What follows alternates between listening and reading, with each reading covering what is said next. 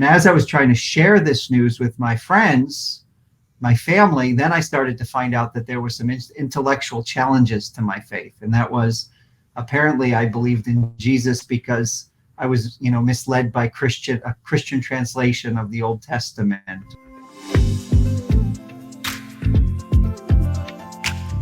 Hello, friends, and welcome to today's video from Jews for Jesus. Jeff Morgan here. We have a fascinating video for you today. Bible scholar, PhD in Hebrew Bible, author, father, husband, my friend, and much more. Seth Postell is joining us today, and he'll be sharing his story about how a Jewish kid from Jersey that hated himself finds the perfect love of Jesus. Welcome to our YouTube channel and playlist, where we hold rational and logical discussions with leading scholars regarding the existence of God and Jesus as the Messiah. I'm Jeff Morgan, and I'm part of the Jews for Jesus team here in Israel. Today we have a special guest. We have Seth Postell with us today. Seth Postell is the academic dean of the Israel College of the Bible.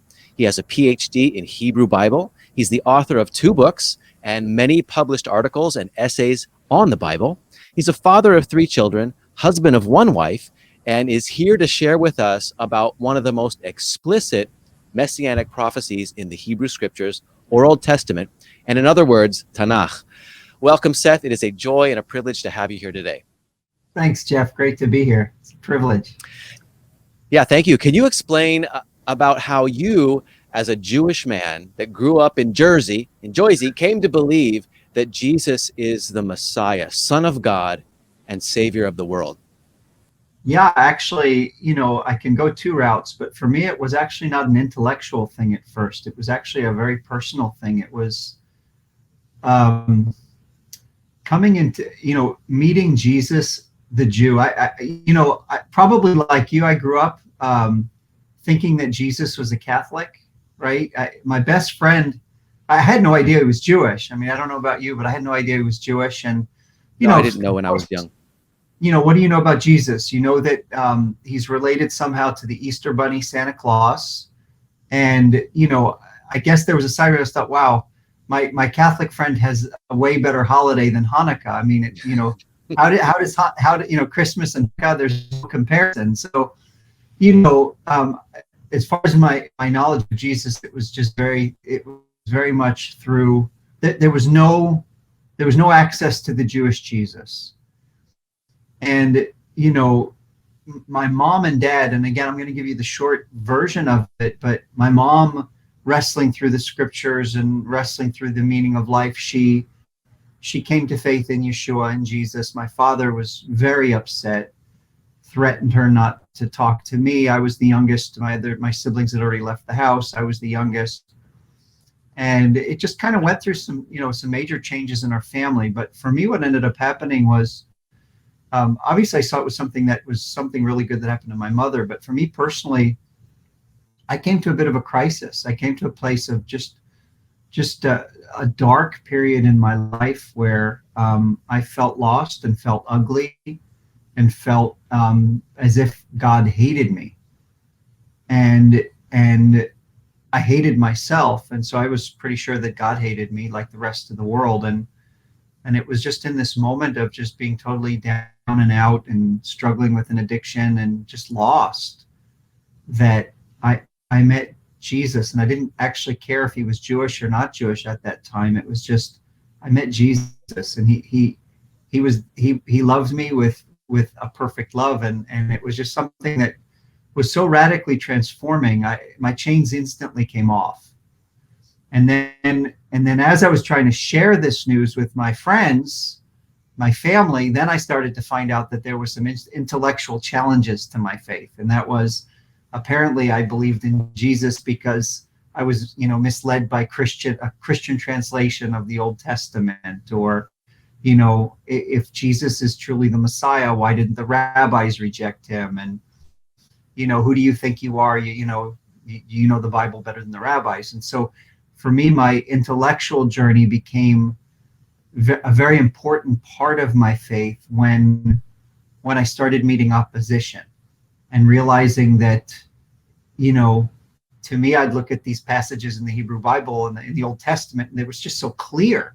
Like, this is so clear. And then you suddenly realize that it's not so clear to everybody, and you start to learn the arguments of why it's not so clear to everybody. And it challenged me, and I started in a very long path of learning the Hebrew Bible as best as I could, and I'm still learning. You know biblical Hebrew and Greek, yes? I do. Yeah, which is really helpful in understanding, the original manuscripts and the meanings and the context behind many of the words that sometimes and also many of the passages that are taken out of context, which is really helpful. What Yeah, what is I was just going to say, interesting enough, in terms of knowing Greek is not only helpful for the New Testament. In fact, we know that the Old Testament or the Hebrew Bible was translated into Greek before the time of Jesus, right? The Torah and several of the other books, and so many times the Septuagint preserves not just the translation of the Hebrew Bible, but an interpretation of the Hebrew Bible that comes before the time of Jesus. And in many cases, these are the very interpretations that were key in identifying Jesus as the Messiah. And so understanding the Greek is not just about, it's not just for reading the New Testament. It's actually for understanding the Hebrew Bible. Right. So what you're saying is the Septuagint, which is the Hebrew scriptures translated into Greek by 70, wise men scholars, you could say Jewish scholars.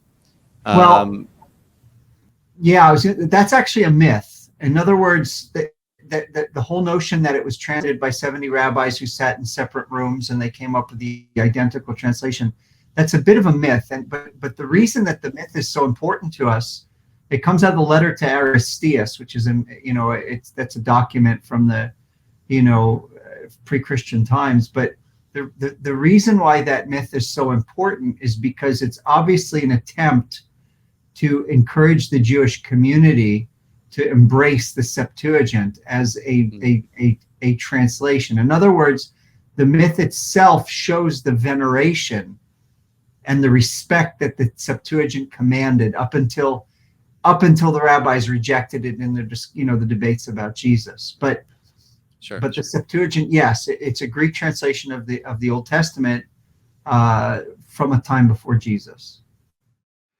Keep an eye out for our next video with Seth Postell as we talk about messianic prophecy. What is a messianic prophecy, and how much of the Bible is actually prophetic?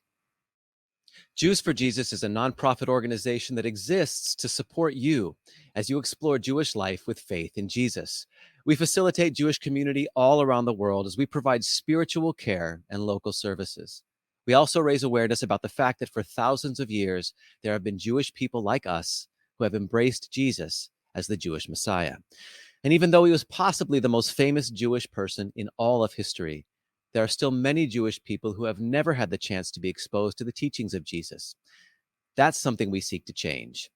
For more information, to chat with us live, and to sign up for our newsletter, check us out at jewsforjesus.org or on social media at Facebook and Instagram.